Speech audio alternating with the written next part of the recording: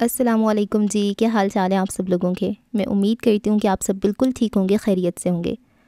آج ہم سمیرہ حمید کا ایک مکمل ناول پڑھنے والے ہیں جس کا نام ہے ام الیقین، اور یہ ناول اتنا اچھا ناول ہے، اتنا اچھا ناول ہے۔ میں نے سمیرہ حمید کے اب تک کوئی 3 ناول پڑھے ہیں، جس میں ایک طواف عشق تھا اور ایک راہ ہدایت تھا کہ راہ نور تھا، اور 1-2 ان کے فنی ناولٹ پڑھے ہیں، اور وہ اتنا اچھا لکھتی ہیں، اتنا اچھا لکھتی ہیں۔ لیکن جو ان کی اسپیشل چیز ہے نا، ہر رائٹر کی ایک ہوتی ہے، وہ ہے سمیرہ حمید کی اسپرچول رائٹنگ۔ وہ اتنی خوبصورتی سے لکھتی ہیں، اتنی مطلب ایک دم سے آپ کا ایمان تازہ ہو جاتا ہے اور آپ کو اپنی مسٹیکس نظر آنے لگ جاتی ہیں۔ اتنے اچھے طریقے سے یار لکھتی ہیں۔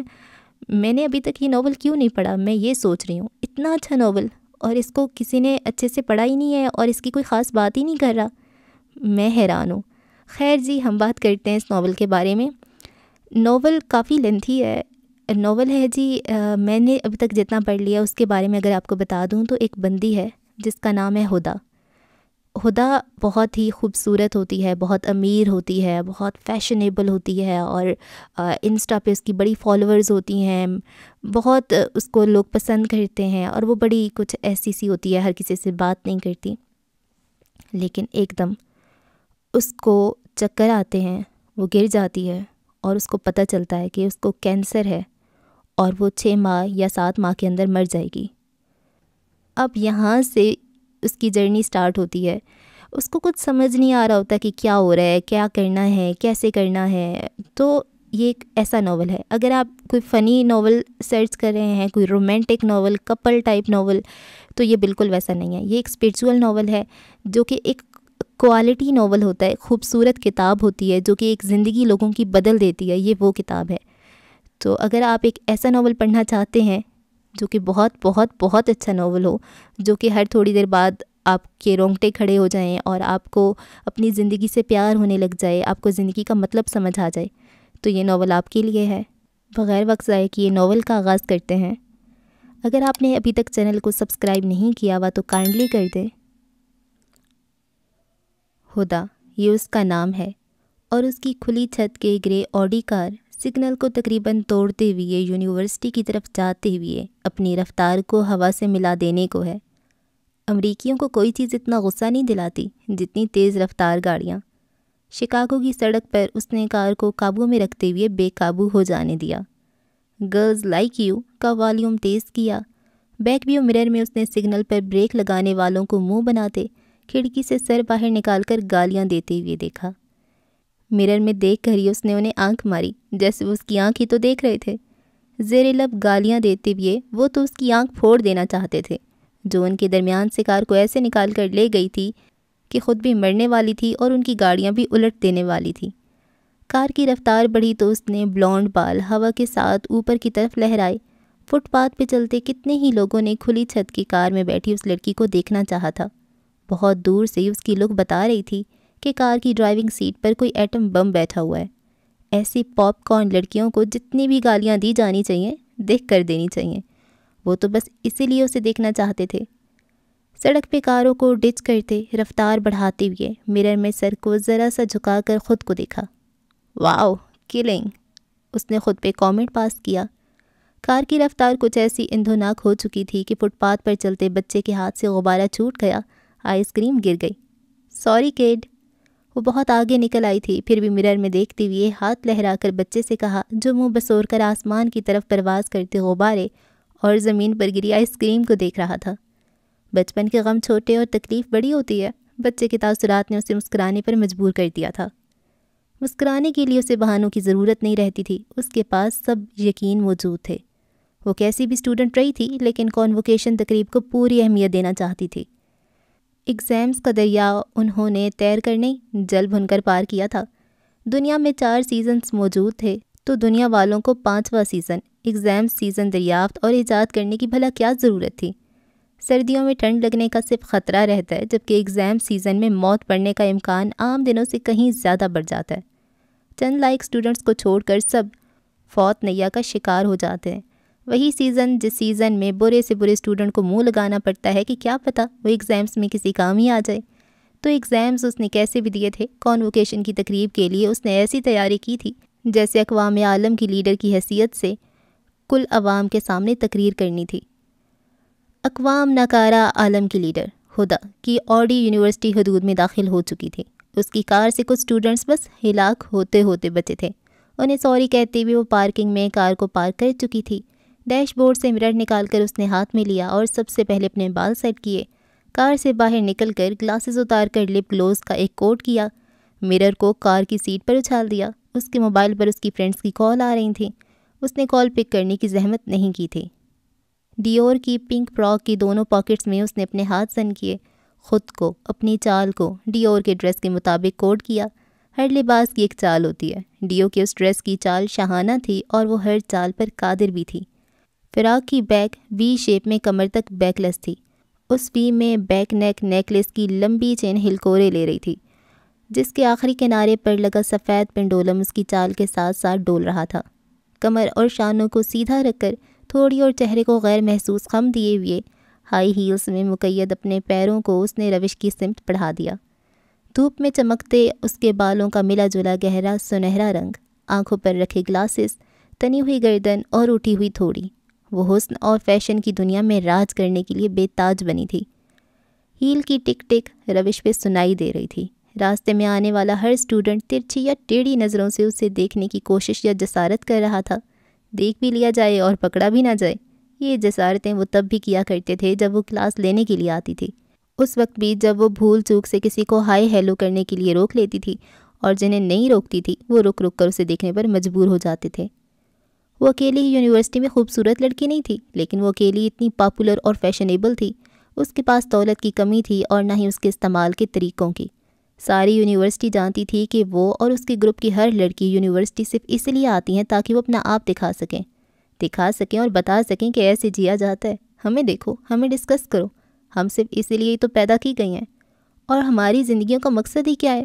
ہم جیسا ٹرینڈ سیٹنگ فیشن کر کے گھر میں بیٹھنا کون پسند کرتا ہے؟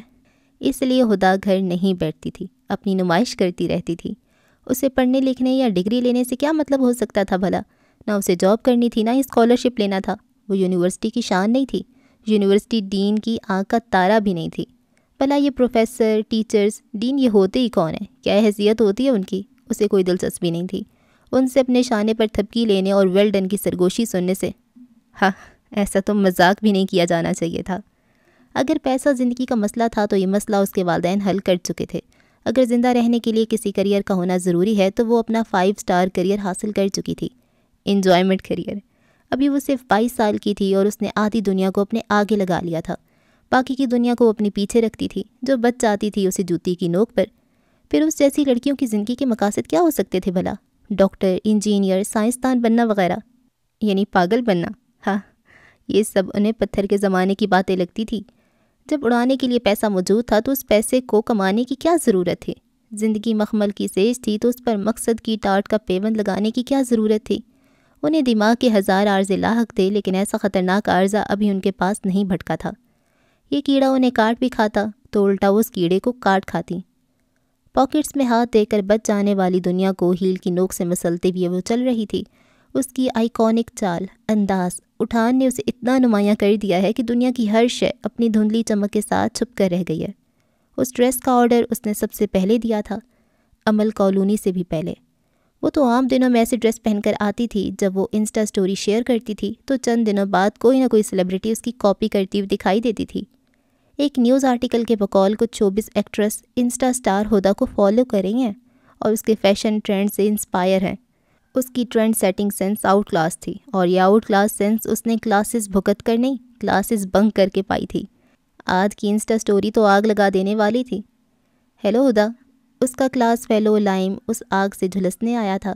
پیچھے سے تو وہ بھاگتا ہوا آیا تھا، لیکن اس کے قریب آ کر ایسے نارمل چال چلنے لگا تھا جیسے چلتے چلتے اس پر نظر پڑ گئی تو سوچا ہائی کہہ دوں، سامنے سے دیکھ لوں۔ ہائے، اس نے پاکٹس میں سے ہاتھ نہیں نکالے تھے، سن گلاسز بھی نہیں اتارے تھے۔ مطلب ہائی کر لیا، اب آگے دفعہ ہو جاؤ۔ تم اگر تھوڑی بہت ضروری تھے بھی تو صرف ایگزامز تک، اب تو تمہارا نام یاد کرنے میں 5 منٹ لگیں گے، اور پھر بھی 6 منٹ میں ہو دا ہیلز ہی نکلے گا۔ تمہیں بیگ سے دیکھا تو ایسے لگا جیسے کیل جینر جا رہی ہے۔ پھر سوچا اس کا ہماری یونیورسٹی میں کیا کام، بلکہ کسی بھی یونیورسٹی میں کیا کام۔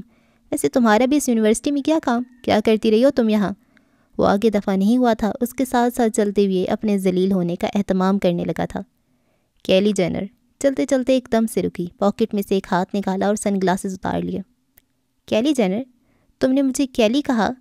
اس کی دلکش آنکھوں میں تندی سے مٹائی۔ کیلی، وہ سرجریوں کی دکان، بیہودہ چوزی، تمہیں لگا وہ میں ہوں؟ اس کا اتنا اچھا دن ایسے برے انسان کے منہ لگ کر خراب ہونے والا تھا۔ اس کا باپ مرغا، ماں مرغی، بہنیں مرغیاں اور وہ خود چوزی ہے۔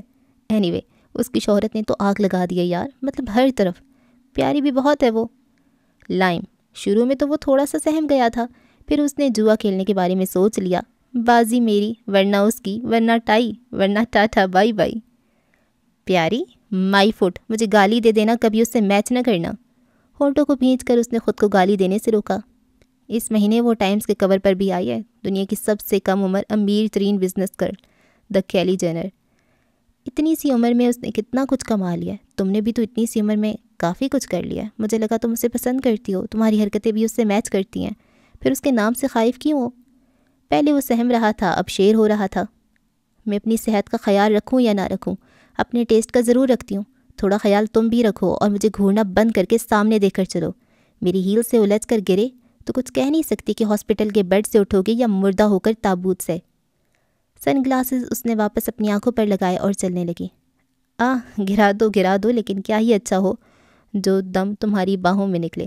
اوہ غصہ نہ کرو، ذرا یاد کرو میں تمہارا کلاس فیلو ہوں، پہچانو مجھے۔ پہچان لیا، اپنی طرح کے سنکی اسٹوڈنٹس کے رابن ہوڈ ہو تم، خبیث۔ کیا کہا؟ Robin hood? تم رابن کا نام جانتی ہو؟ واہ، میں تو تمہیں بالکل ہی جاہل سمجھتا تھا، یعنی کتاب وغیرہ جیسی چیزیں پڑھ لیتی ہو۔ اور خبیث تمہارے منہ سے نکلا تو یہ بھی فیشنیبل، آئیکونک ہو گیا، کلنگ۔ اس نے ریپ سنگر کی طرح ہاتھ سے ہوا کو کاٹتے، گھٹنے ٹیڑھے کرتے ہوئے کچھ کہا کر کچھ رو کر کہا، ذلیل، کمینے، خبیث، یہ تینوں ایک ساتھ کیسے لگے؟ وہ پوچھ رہی تھی۔ Super iconic?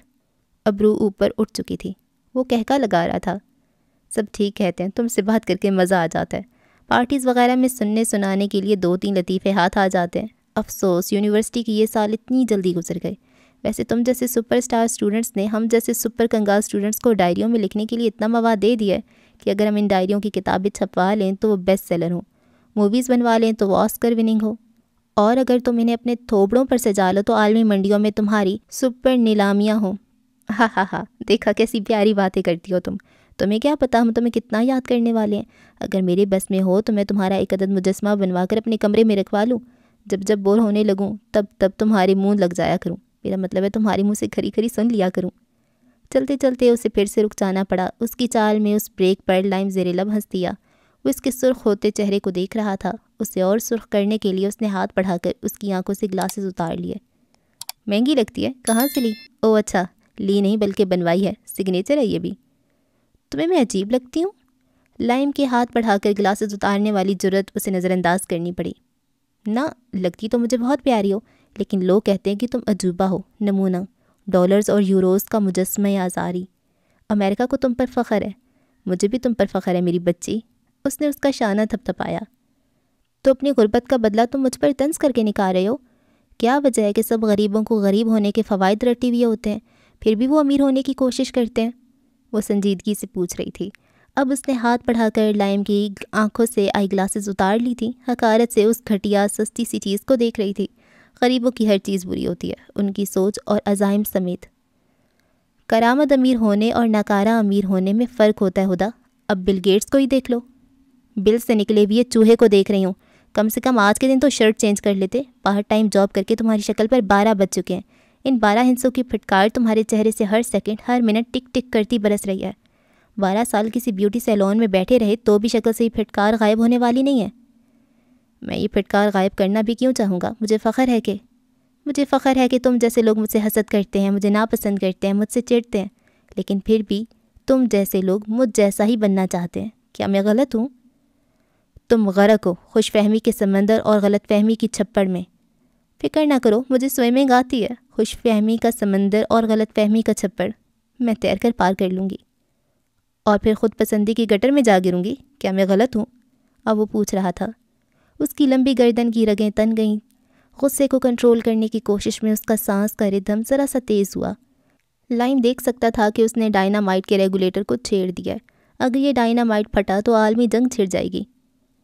تم نے 2 سال کے عرصے میں مجھ سے اتنی باتیں نہیں کی جتنی ان 2 منٹوں میں کر لی ہیں. ان 2 منٹوں کی بات کے لیے تم نے 2 سال ریہرسل کی ہوگی. آسان نہیں ہوتا مجھ جیسی لڑکی کو اپروچ کر کے بات کرنا. واقعی آسان تو نہیں تھا. یہی دیکھ لو کہ میرا دماغ سائیں سائیں کرنے لگا ہے. تمہارا کیا ہے؟ تمہارا گزارا تو اب تک دماغ کے بغیر ہوتا ہی آیا ہے. یہاں سے سیدھا گھر جاؤں گا, 5-10 ہزار بکس پڑھوں گا, پھر شاید دماغ کچھ چارج ہو کر ٹھیک ٹھیک کام کرنے لگے. لیکن مجھے خوشی ہے کہ اپنے بچوں کو سنانے کے لیے میرے ہاتھ اچھی کہانیاں لگی ہیں. اچھا, مثلاً کیسی کہانیاں؟ کہانی کی ہیروئن پوچھ رہی تھی. میرے پیارے بچوں, تمہارے باپ کی یونیورسٹی میں ایک لڑکی ہوتی تھی, ہدا. میری کلاس فیلو بھی تھی. وہ اتنی امیر تھی کہ بد نصیب تھی. بد نصیب اور میں کیسے؟ اس کے ڈائنامائٹ کا پارا اوپر جا رہا تھا. مس عالم سے عالمی جنگ کا خطرہ بڑھ رہا تھا. جسے سب پلیٹ میں سجا سجایا مل جائے, جس سے کسی بھی چیز کے لیے کوئی کوشش نہ کرنی پڑے, زندگی جس کے لیے اسٹرابری کیک کی طرح ہو, وقت جس کے لیے چاکلیٹ شیک کی طرح ہو, جس انسان کا مقصد شاپنگ کرنا, پیسوں کو جاننا, گھومنا پھرنا, فیشن کرنا ہو, ایسا انسان بد نصیب نہیں ہوگا تو کیا ہوگا؟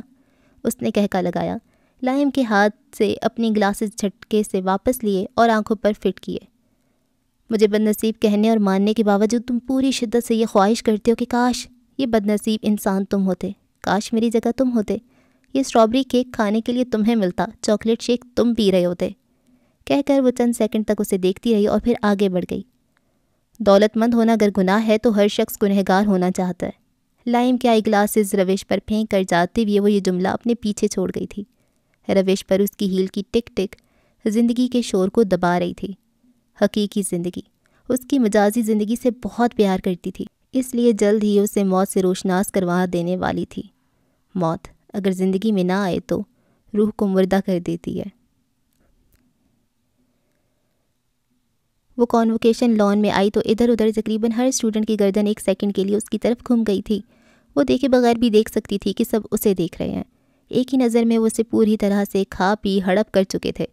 لڑکیاں ایک ایک چیز کی قیمت کا حساب لگا چکی تھیں اور یہ جان چکی تھیں کہ وہ کتنی مہنگی تھی.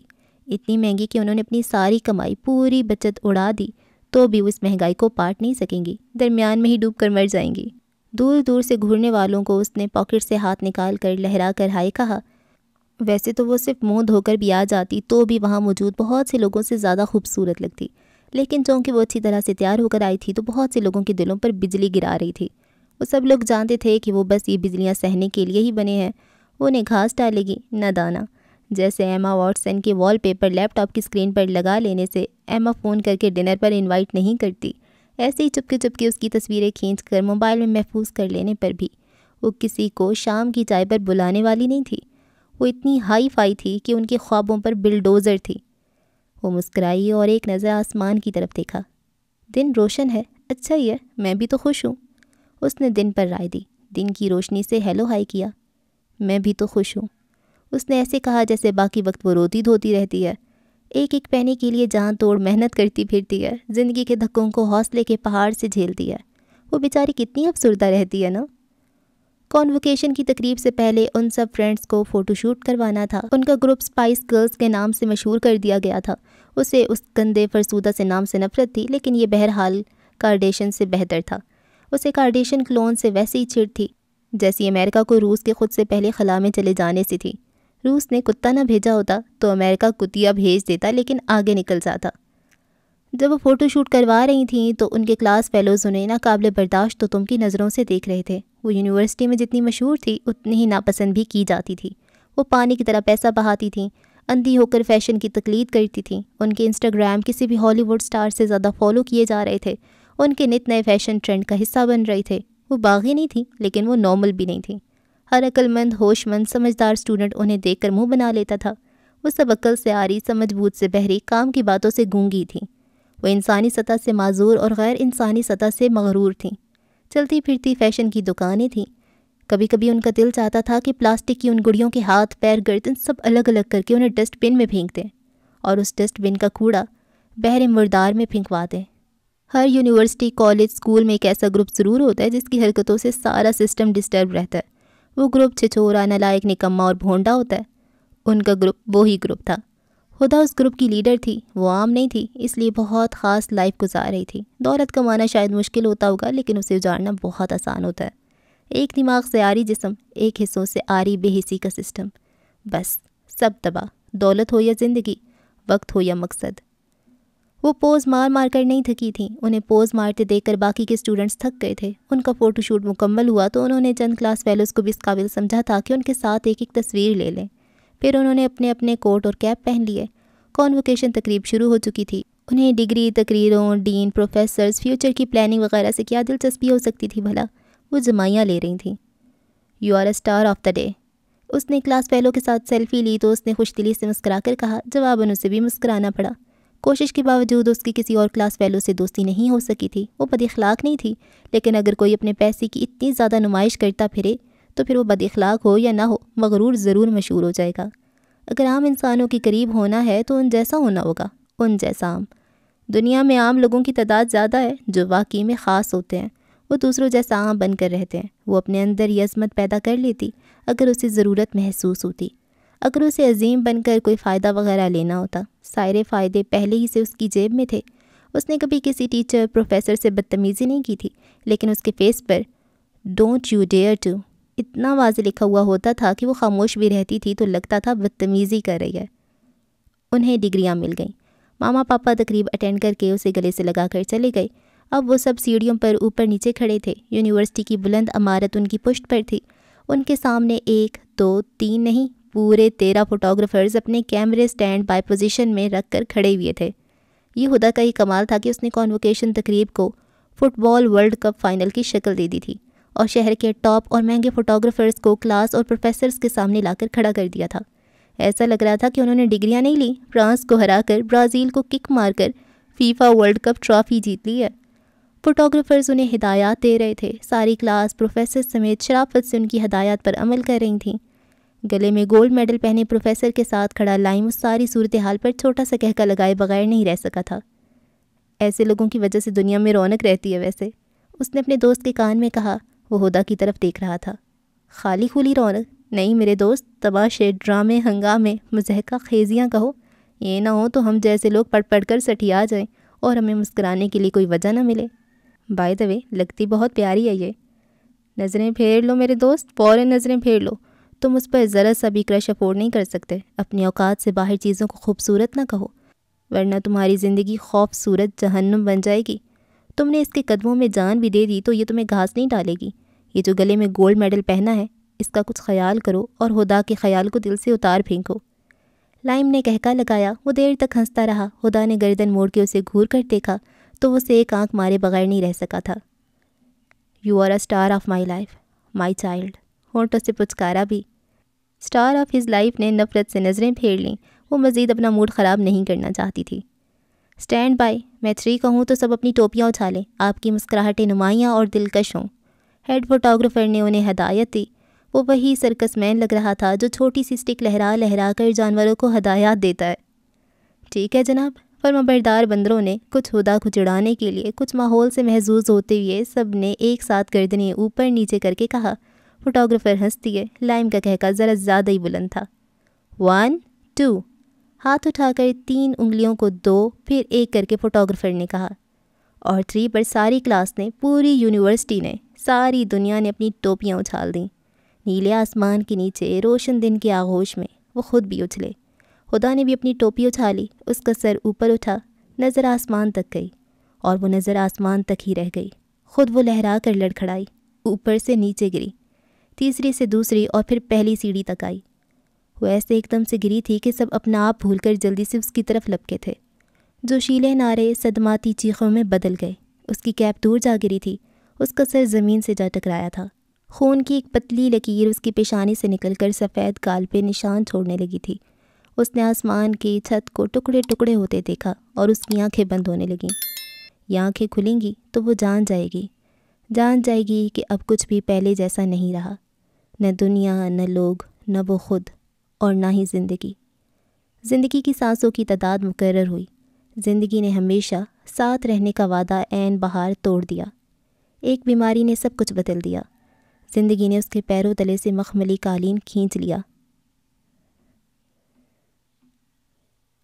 ابتدائی طبی امداد کے بعد وہ ہوش میں آ گئی تھی۔ اس نے ساری کلاس کے ساتھ اپنا فوٹو شوٹ مکمل کروا لیا تھا، ٹوپی کو پھر سے اچھال دیا تھا۔ فرق تھا تو بس اتنا کہ اس کی پیشانی پر ایک عدد بینڈیج لگی ہوئی تھی۔ اس کا رنگ زرد پڑ چکا تھا۔ اپنی ساری خوبصورتی کے ساتھ وہ تھوڑی سی مرجھائی ہوئی نظر آ رہی تھی۔ اسے ساری کلاس، سارے جہاں کی نظر لگ گئی تھی۔ کلاس کے مجھ جیسے غریب غربا رابن ہوڈز مل کر تم جیسے شریف لوگوں کو لنچ پر بلا رہے ہیں، ہمیں شرف ملاقات بخشیں گے۔ 2 دن بعد اسے لائم کی کال آئی تھی۔ اسے ہنسی آ گئی، نہ جانے کیسے۔ ہم سب فرینڈس کو بلا رہے ہو؟ بالکل، میرے دادا کنٹری سائیڈ رہتے ہیں، قصبے والوں کو کہنا ہے کہ عرصہ ہوا انہوں نے سرکس نہیں دیکھی تو۔ اس نے دانت تو پیسے لیکن فون نہیں پٹھا۔ اپنے دادا کو تم نے کبھی اپنا تماشا نہیں دکھایا؟ دکھایا تھا، کہنے لگے بندروں کا تماشا دیکھ دیکھ کر تھک گیا ہوں اب۔ خبردار جو تم نے مجھے لومڑی کہا، وہ چلا اٹھی۔ پر میں تو تمہیں پری کہنے والا تھا، اس نے سنجیدگی سے کہا، لیکن پھر کہکا لگا دیا۔ لائم کے دادا کا قصبہ، قصبے کا جنگل اور جنگل کا ماحول اچھا تھا۔ وہ سب مل کر لکڑیوں پر کھانا پکاتے رہے۔ لائم نے اس کی مہمان نوازی میں کوئی کمی نہیں رہنے دی تھی۔ جسٹ فار اے چینج وہ اس کے بلانے پر چلی گئی تھی اور اس تبدیلی کو پسند کر رہی تھی۔ شام کے سائے پھیل رہے تھے۔ جس وقت وہ 11 لوگ جنگل میں دوڑ لگا رہے تھے، وہ ایسی پیچھے بھی نہیں تھی اور زیادہ آگے بھی نہیں تھی، لیکن جب وہ گھاٹی سے گری تو اس کا رول ہوتا جسم آگے نکل جانے والوں سے بھی آگے نکل گیا۔ وہ پھر سے بے ہوش ہو چکی تھی۔ اس سے ہوش آیا تو سب اسے فکر مندی سے دیکھ رہے تھے، جبکہ اس نے مسکرانے کی کوشش کی۔ میرا پاؤں پھسل گیا تھا۔ وہ محسوس کر رہی تھی کہ اس کا جسم آف ہو کر آن ہوا ہے، جیسے جلتے چراغ پر کسی نے پھونک مار دی تھی۔ نہیں، تمہارا پاؤں نہیں پھسلا تھا، تم نے اپنا توازن کھو دیا تھا۔ تم نے کیا محسوس کیا تھا؟ لائم نے فکر مندی سے پوچھا۔ میرا پاؤں ہی پھسلا تھا۔ اسے یاد ہی نہیں تھا کہ اس نے کیا محسوس کیا تھا۔ اندھیرا، بس۔ گھر واپسی پر وہ ڈرائیو وے میں کار کا دروازہ بند کرتی ہوئی گر گئی تھی۔ ماما لپک کر اس کی طرف آئیں۔ وہ اور ماما پاپا تینوں سال میں 2 بار اپنا میڈیکل چیک اپ کرواتے تھے۔ ابھی 3 مہینے پہلے اس کا مکمل میڈیکل چیک اپ ہوا تھا۔ ایسا تو نہیں ہو سکتا تھا کہ اس کے جسم میں کوئی معمولی سی بیماری بھی ہوتی اور اسے معلوم نہ ہوتا۔ ماما نے کہا کہ وہ پھر سے ایک بار چیک اپ کروا لے تو اس نے شانے اچکا کر بیزاری سے کہا، میں بورا جا رہی ہوں، اپنا وقت برباد نہیں کرنا چاہتی۔ پھر ایک لائٹ چیک اپ کے لیے میرے ساتھ چلو، ایک بار ڈاکٹر سے مل لو۔ ڈاکٹر سے آپ جا کر ملیں، میرا ہائی کہہ دیجیے گا۔ خدا، یہ لاپرواہی ہے۔ ماما، یہ بے جا پابندی ہے۔ مجھے نفرت ہے ڈاکٹروں کی شکلوں سے۔ ہنستے بھی ہیں تو ایسا لگتا ہے ہمارا مذاق اڑا رہے ہیں۔ تمہارے فیس پر ایک پمپل بھی نکل آئے تو تم اتنی ہی مذاق اڑانے والے ڈاکٹروں کے پاس بھاگتی ہو۔ پمپل نکلا تو چلی جاؤں گی، ڈن، اس نے ماں کو آنکھ مارتے ہوئے کہا۔ بورا جانے سے پہلے گروپ کی فرینڈ کی پارٹی میں اپنے اپنے گلاس اٹھا کر چیئرز کہتے اس کا دماغ اندھیرے میں ڈوب گیا۔ وہ لہرائی اور اپنے ہاتھ سے گر کر ٹوٹے گلاس کی کرچیوں پر ڈھیر ہو گئی۔ اس بار اسے فوراً ہوش نہیں آیا تھا۔ اس بار وہ ابتدائی طبی امداد پر اٹھ کر کھڑی نہیں ہو گئی تھی۔ اس بار اسے 16 گھنٹوں کے بعد ہوش آیا تھا۔ اس کی آنکھ کھلی تو وہ ہاسپٹل کے بیڈ پر تھی۔ اسے لگا کہ وہ کئی سال سوتی رہی ہے، اب جاگی ہے تو کسی اور کے جسم میں جاگی ہے۔ اس کے جسم کی زبان بدل چکی تھی۔ ماما پاپا دونوں اس کے بیڈ کے قریب چیئرز گھسیٹ کر بیٹھے ہوئے تھے۔ اس کی ماں کو کبھی رونے کی ضرورت پیش نہیں آئی تھی، اب کہیں وہ روتی رہی تھیں تو بہت عجیب لگ رہی تھیں۔ اس کی پہلی نظر ماں پر ہی اٹھی تھی۔ پہلی نظر نے اسے چونکا دیا تھا۔ ماں سے اس اندوناکی کی وجہ پوچھنے کے لیے اس نے اٹھ کر بیٹھنے کی کوشش کی تھی۔ خدا، میری خدا، اسے ہوش میں آتے دیکھ کر وہ جلدی سے لپک کر اس کے قریب آ گئیں، سر پر ہاتھ رکھ دیا۔ وہ حیرت سے انہیں دیکھنے لگی۔ یہ انہوں نے کس انداز میں میری خدا کہا تھا؟ پاپا کو کھڑا ہونے میں وقت لگا تھا۔ ان کا کانپتا ہوا ہاتھ خدا کے ہاتھ پر آ کر ٹھہر گیا تھا۔ بہت کچھ کہنے کی کیفیت میں وہ کچھ بول ہی نہیں سکے تھے۔ دونوں کے انداز و اطوار بدلے ہوئے تھے۔ دونوں نے شاید منہ بھی نہیں دھویا تھا۔ وہ کالج یونیورسٹی کی ایوریج اسٹوڈنٹ رہی تھی۔ اس نے کبھی اچھے مارکس نہیں لیے تھے، کتابیں اسے پسند نہیں تھیں، ذہانت سے اس کا کچھ لینا دینا نہیں رہا تھا۔ پھر بھی ماں باپ کے انداز نے اس کی ساری حسیں جگا دی تھیں۔ وہ پوری کی پوری بیدار ہو گئی تھی۔ زندگی یہ تو ایک جھٹکے میں سب کچھ سکھا دیتی ہے۔ جو عورت رات کو لپ گلوز لگا کر سوتی تھی، وہ اس وقت بے رنگ ہونٹوں، مرجھائے چہرے، روئی روئی آنکھوں کے ساتھ میک اپ سے آری کھڑی تھی۔ کیوں؟ اس کی آنکھیں ایک دم سے بھر آئیں۔